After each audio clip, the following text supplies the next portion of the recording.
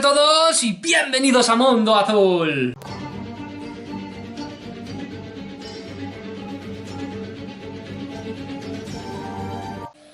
Bueno, pues ya estamos aquí un día más y hoy, amigos míos, os traigo un vídeo que yo creo que a mí personalmente me sobrecoge un poco el alma, me llena de felicidad a la vez. Me genera un entusiasmo diferente, poco comparable a cosas que he podido llegar a ver y que aún así siempre deja un halo de misterio. Pero hoy no es así. Hoy, amigos míos, os traigo lo que yo creo, como en muchas ocasiones os he traído otras veces, pero sí que, bueno, es de una forma diferente, en el que también pues da pie a especulaciones, da pie a conjeturas, pero hoy yo creo que no es así y por eso me siento tan ilusionado, tan emocionado.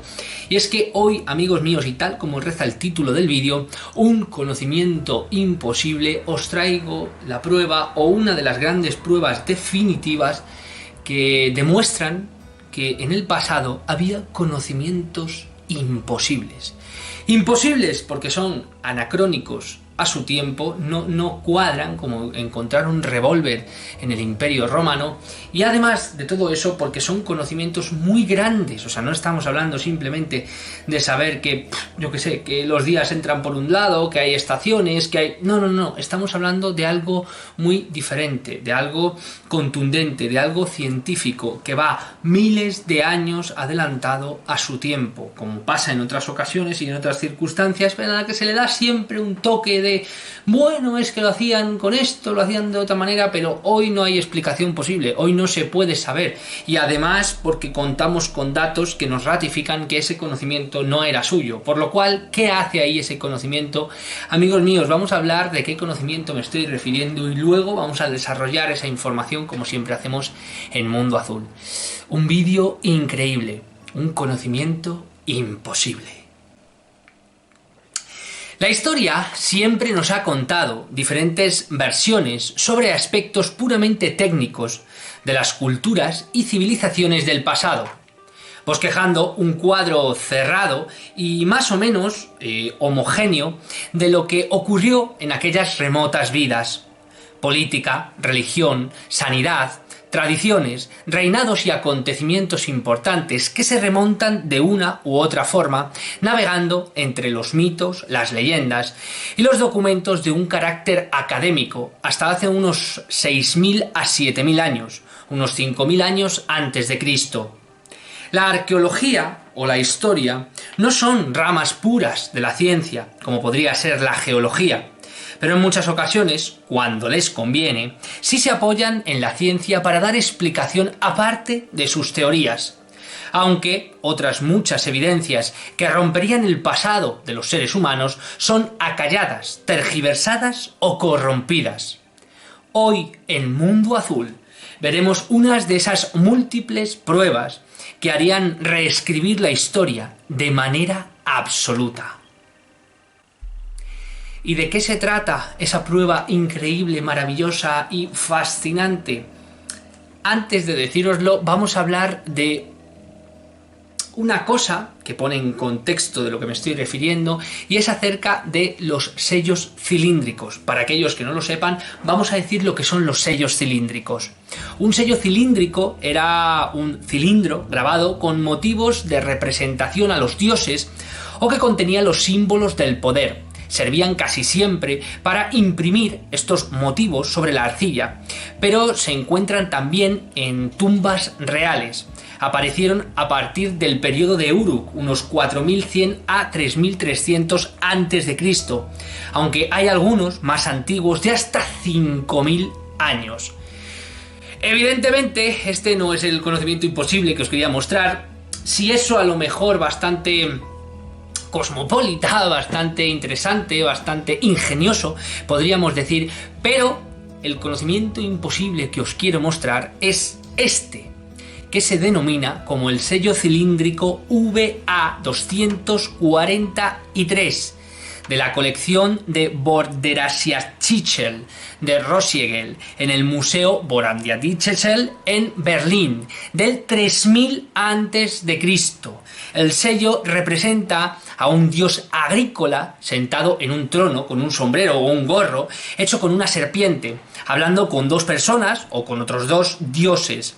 Entre las múltiples figuras que hay alrededor, en torno a estos personajes, hay una que llama particularmente la atención y es esta: el sistema solar, amigos míos, o lo que aparece como un sistema solar. Pero está confirmado por los especialistas que eso que está ahí, ese sistema solar que está representado, son la Tierra, hay, también denominada como Luna, Plutón, Mercurio, o sea, Mercurio, Marte, Nibiru, que es el famoso planeta ese extraño y ese que está como perdido, que todavía se dice que no se ha encontrado, pero bueno, hay indicios científicos bastante interesantes que ya hablaremos en sus momentos de él. También está Júpiter, Saturno, Uranus o Urano, Neptuno, Venus y Gunes, que en este caso sería el Sol. Por lo tanto, amigos míos, estamos diciendo que los sumerios sabían de la existencia de todos los planetas y astros cercanos, o más o menos básicos, del sistema solar, incluso una colocación de los planetas alrededor de este astro, de este Sol, un concepto de que los planetas giraban alrededor del Sol, imposible. Ni el conocimiento de todos o la gran parte de la mayoría de los planetas, aunque Plutón ya se ha quitado, pero en el 2000 todavía estaba, y del astro conocido como la Luna, y bueno, un poco la correlación de lo que es el sistema básico nuestro solar, eso es imposible. Pero y además de todo y eso, representar al Sol como centro o epicentro de una especie de gravedad y poner a los planetas alrededor, eso es un conocimiento imposible. No soy catedrático, no soy historiador, no soy nada, absolutamente nada. Soy escritor y soy investigador y os puedo decir que eso es imposible y que aquí nadie ha dicho absolutamente nada y que el cilindro o el sello, mejor dicho, VA243 que está en el Museo de Berlín ha pasado completamente en el anonimato. Muchos en los círculos del misterio han hablado de ello, pero no se les ha dado ningún tipo de respuesta. La callada por bandera, que es lo que hacen cuando no quieren hablar de un tema que es controvertido, que levanta sus ampollas y que sobre todo es claro síntoma de que ahí hay algo que falla.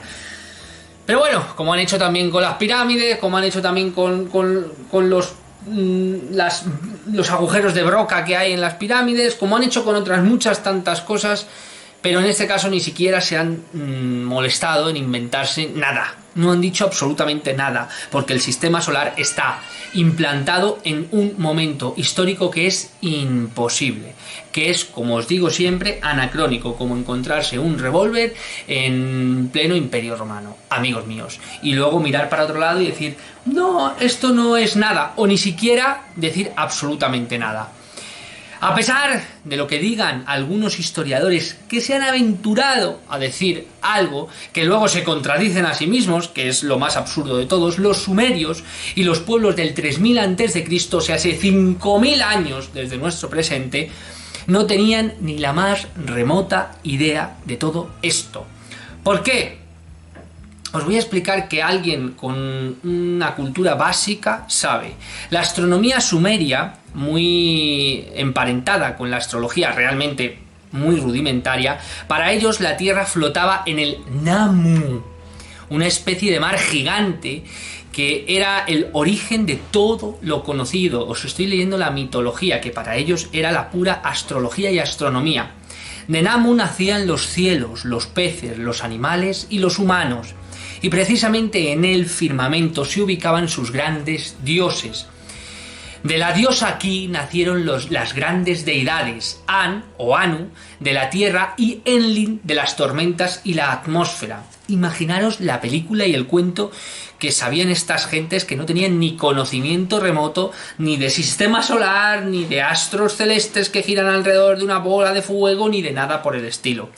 Todo en su forma de ver e interpretar los cielos y la astronomía se apegaba a la religión, a la astrología y a la acción de los dioses, que eran quienes gobernaban el mundo de los hombres a su antojo, e incluso entendían que también moraban en una especie de submundo, una especie de Hades primigenio al que iban todas las almas humanas y vivían cuando morían. En este caso, cuando hacían algo malo o bueno, pues cometían algún tipo de vileza.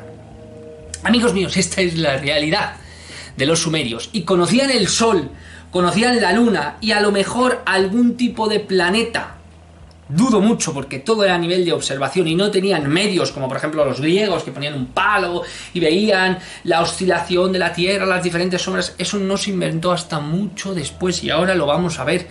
Y es absurdo que alguien intente dar una teoría de lo que no es. Pero esto nos da una evidencia porque está en un rollo plasmado de hace 3.000 años, 5.000 años desde nuestra actualidad, 3.000 antes de Cristo. Pero vamos a hablar de una cultura posterior a los sumerios para que veáis el concepto que también tenían acerca de bueno, pues lo que es la astronomía o la astrología en este caso, mejor dicho. Para los egipcios de la antigüedad, el aspecto del cielo siempre revistió un significado también de mitología y de religión.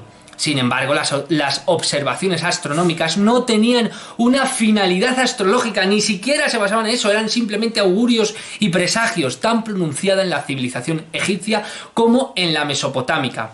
La noche comenzaba con el crepúsculo y terminaba con el amanecer.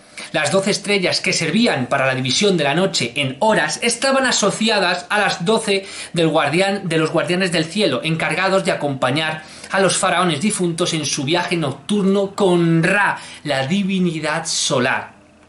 Sí que bien es cierto que la civilización egipcia ha experimentado diferentes cambios, sobre todo mitológicos, sobre todo religiosos, en cuestión del devenir y del paso de esos cientos, miles de años de civilización egipcia. Pero aún así esto era un compendio más o menos aproximado. Pero vámonos posteriormente a todo eso, en la antigua Grecia. En la antigua Grecia miraron hacia el cielo y empezaron a hacerse preguntas acerca del universo y el papel que el ser humano tenía en él.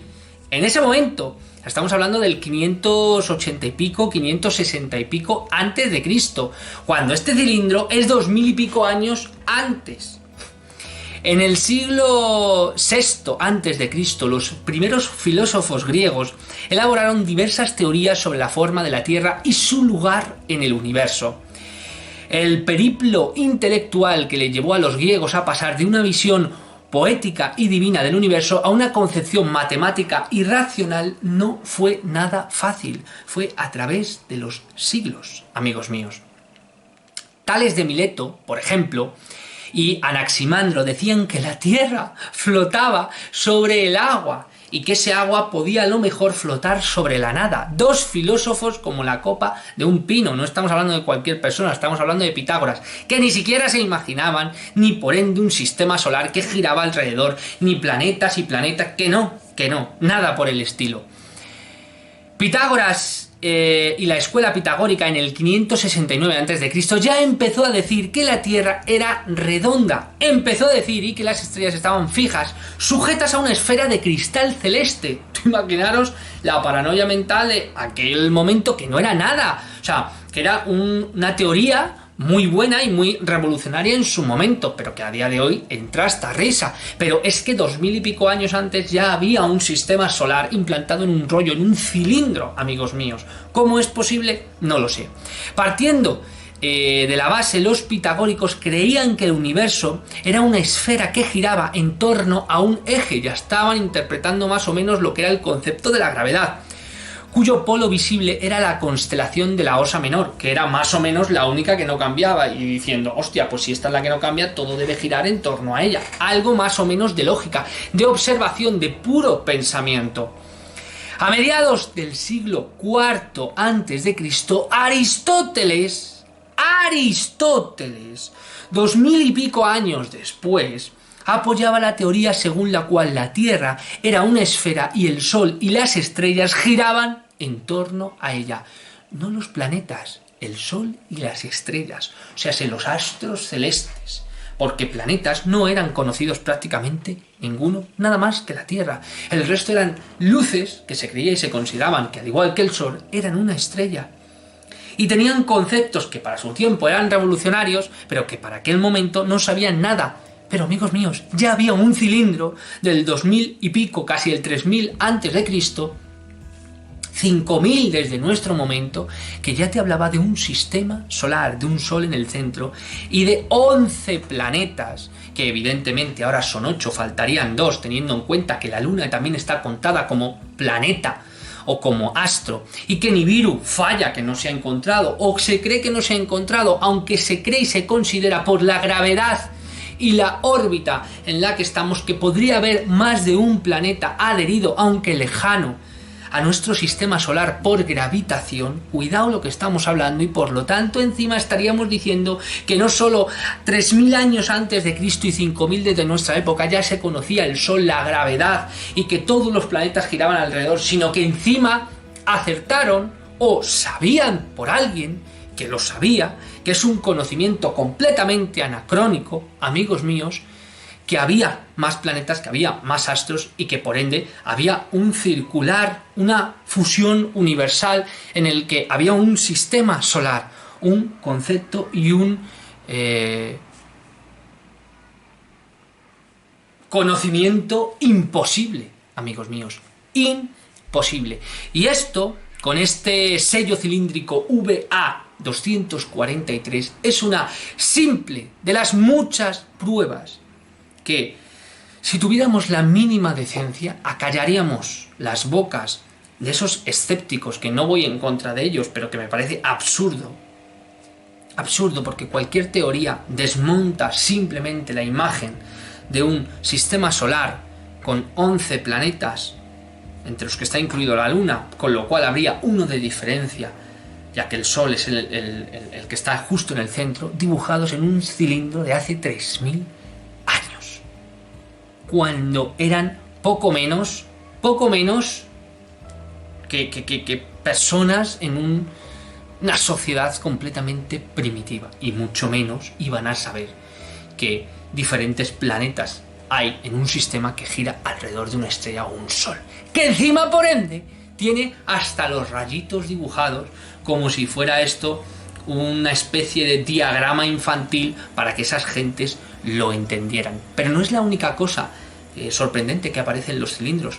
También aparecen discos, como por ejemplo el disco solar, que está representado en la cultura egipcia, también aparece en diferentes estelas y en diferentes cilindros. Y encima de esos cilindros aparecen, o sea, encima de esas círculos solares, aparecen también seres.